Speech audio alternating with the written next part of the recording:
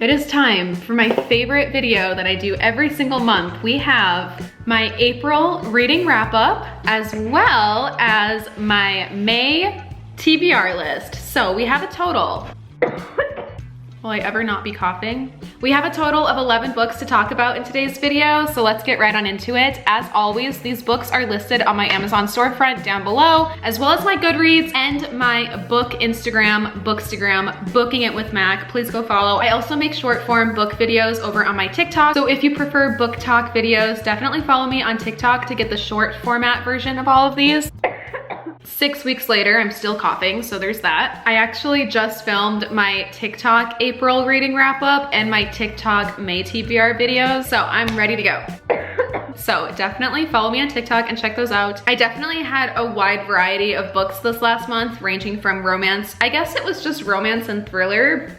But in terms of ratings, we had a couple of 3-star reads, 5-star read, and my first 6-star feeling book since The 7 Husbands of Evelyn Hugo 2 years ago. So wide range for sure. But at the beginning of the month, I finished The Love Hypothesis by Ali Hazelwood. This was my first Ali Hazelwood book that I read. Ali Hazelwood definitely writes a lot of popular romance book talk books, so I wanted to make sure I gave her writing a try. It's basically a fake dating trope between scientists, so there's a lot of science, lore, and diction used. It didn't really hit. I will definitely try other books by Ali Hazelwood. This was a 3-star read for me. I mean, it was just like kind of what you'd expect with a romance book. I will say that the bonus chapter included is just the smutty scene, but from the other POV, so if you want additional spice, that's what you get, but really nothing that adds to the plot. The reason I bring that up is because like usually the additional bonus chapter adds to the plot in some way, but this really just like didn't give us anything, you know? Yeah, it was meh. It was just 3 stars, but the next book that I read was the 6-star read and is now one of my all-time favorite books, Love in Other Words by Christina Lauren. Oh my gosh. From the first paragraph in the prologue, I knew. Like, I was hooked from the beginning. I definitely did not expect how beautiful of writing style Christina Lauren writes. I know that Christina Lauren is 2 women that write together, so Christina Lauren is like they. The writing was beautiful. The story felt like honey and nostalgia and summer, and this was such a comfort book. Like, I wish I could read it again for the first time. I know I was definitely skeptical because, again, I've seen this book everywhere. Everyone said to read it. I kind of thought it would be another like Love Hypothesis or Icebreaker. No, nothing can compare. If you have a book similar to Love in Other Words that you think I would enjoy, like if you love Love in Other Words, read this type of comparison, please let me know, because I'm searching for a book that gave me the same feeling that Love in Other Words did. Something about, I mean, obviously the writing style itself is what really drew me in. I underlined a lot in here and I talk more about it in my reading blog that just went up. I love the way that they wrote in this book. Like, it was beautiful. I loved the childhood friends reconnecting, soulmate lovers situation. Like, the story was so comforting. Somebody from your past that comes back that knows you in a way that nobody else knows you.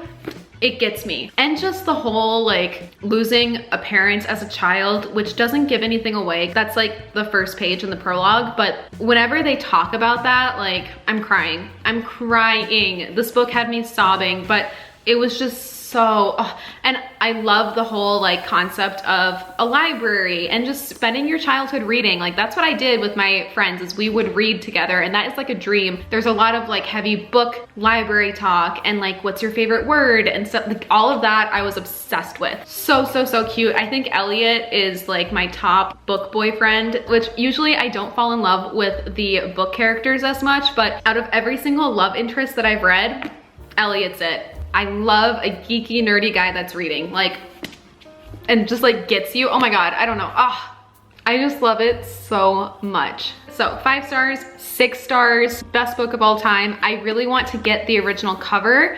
And then there's also a version that has like Elliot's POV, and I kind of want to get that as well, but my friend said it was like 50 bucks, so maybe not. So where do you go after you finish a book like this? I was worried that I would fall into a reading slump, so I really powered through. The next book that I read was The Guest List by Lucy Foley. This was another 3-star read for me. I just don't think Lucy Foley's for me. I read The Paris Apartment, and that was was a 2-star read. I absolutely did not like it, but I heard that the guest list was a lot better, and I will say it was better, but I don't know. There is just something about the way that she writes her characters, the plot, the dialogue. I don't connect with any of it, and it might just be a me thing. Like, I just don't think Lucy Foley's for me. I read it, it was fine. I don't really connect with the characters. I don't believe them. The plot isn't like crazy. There's no big twist in my mind. Like, it all just kind of feels like cliche. That's all I ever feel out of Lucy Foley is cliche. Do I read The Hunting Game? Would you say that is better or different than The Guest List and The Paris Apartment? Let me know, because I'm glad that I read this, but it just wasn't for me. I went to Barnes & Noble this month and I bought 6 books, so a lot of those books are in my May TBR, but I went because I was looking for books that would give me the same feeling as 11 Other Words, and what better place to look than another Christina Lauren book. So I bought Twice in a Blue Moon by her, and I think I picked the wrong book. I really did. I thought this would be perfect because it had a very similar plot. It's, again, your first childhood love reconnecting 14 years later and wondering if that once in a lifetime feeling is actually twice. And I love, you know, the theme of looking up at the stars together, the theme of like the moon, and how the chapters were kind of divided by little stars. Like, I'm very spiritual and celestial and I have a moon tattoo. Like, I was really vibing with the cover of this and the theme, but it was an L.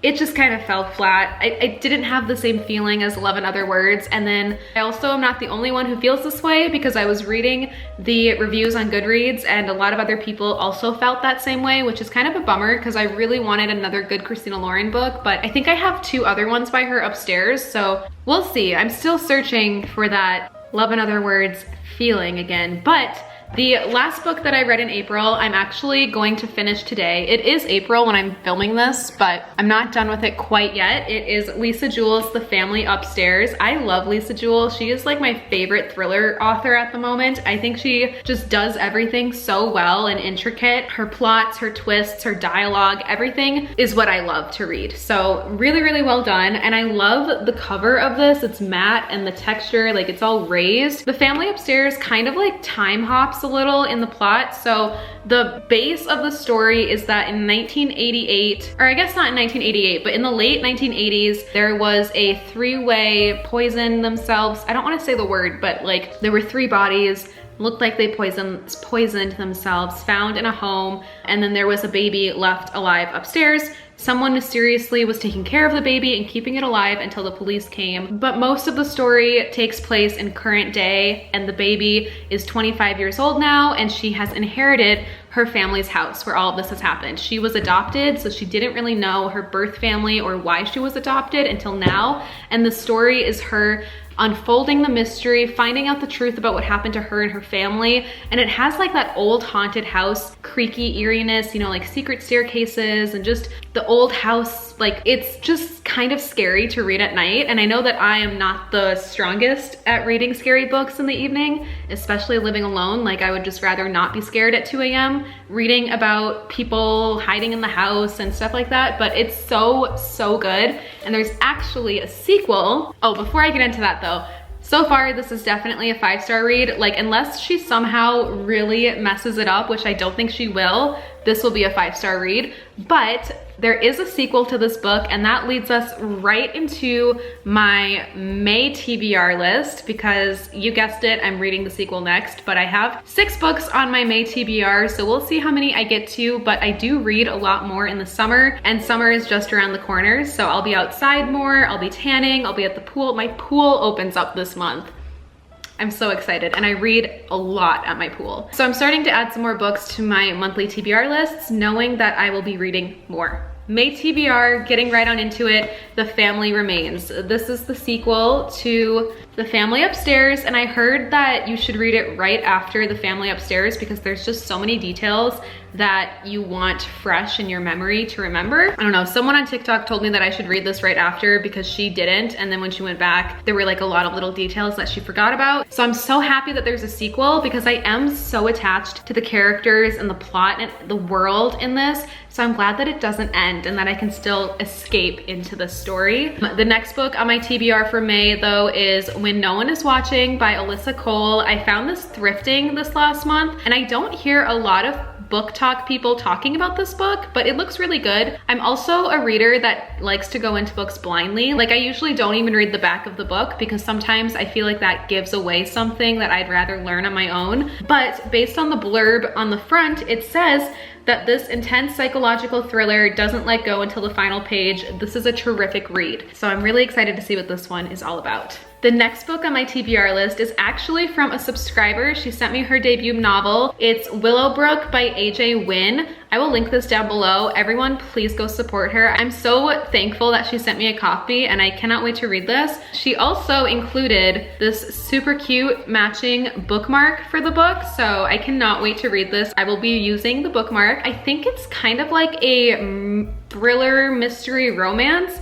I don't know much, but like I said, that's how I like to read. But based on the back of this, it says they unearth a decades-old mystery within the house's walls, forging an unbreakable connection. Together, they navigate grief, uncover family secrets, and ignite a passionate romance while confronting the history of Willowbrook. I am so excited to read this. So everyone go support Willowbrook down below. It'll be linked. The next book on my TBR list is The Villa. I also recently got this at Barnes & Noble this last month. I'm starting to see this everywhere. Isn't this giving like The White Lotus? It really reminds me of it. I don't know if the plot is similar in any way, besides the fact that it takes place at a villa in Italy and there is a murder there. So I think it's somebody digging into the villa's history, and there's a musician that was murdered. I think it's just like trying to solve the murder. I don't know, but I'm really excited to read this. Also, doesn't this look like a summer read? Like the lemons, it just looks like a summer book, and I cannot wait to read this outside. The next two books I also recently got at Barnes & Noble, which